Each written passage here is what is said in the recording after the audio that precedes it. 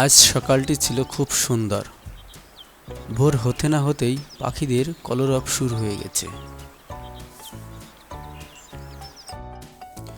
এমনই সময় একটি কাক খাবারের খোঁজে এদিক ওদিক উড়তে থাকে।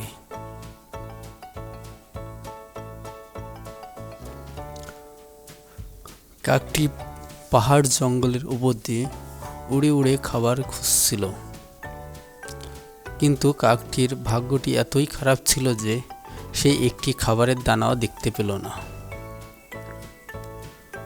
হঠাৎ করে কাকটির চোখ পড়ল নিচে একটি মাংসের টুকরোর দিকে।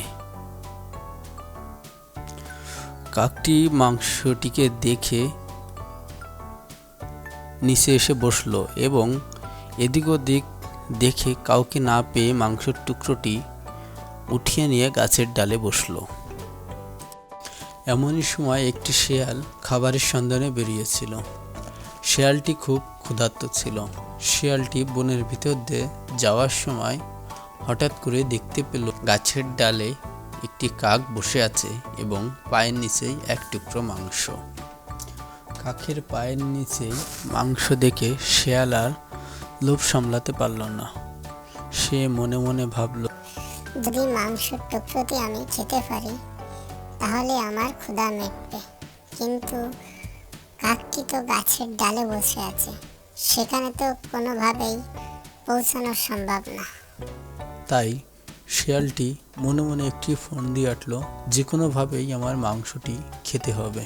শেয়ালটি বলল, বন্ধু, তোমার পাখনা আর ঠোঁটটা খুবই সুন্দর, আর পায়ের নখ আর গলার কণ্ঠস্বরের তো কোনো জবাবই নাই, কিন্তু আমার দুঃখ তুমি উঠতে পারো না।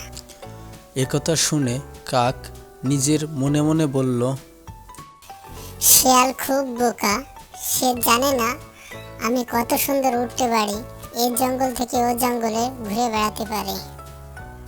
তাই কাক রেগে যেয়ে বলল, আমার সুন্দর পাখা আছে, আমি এই জঙ্গল থেকে ও জঙ্গলে, এই গাছ থেকে ও গাছে উড়ে বেড়াতে পারি। এই বলে কাকটি উড়ে দেখাতে গেল এবং পায়ের নিচের থেকে মাংসের টুকরোটি নিচেই পড়ে গেল।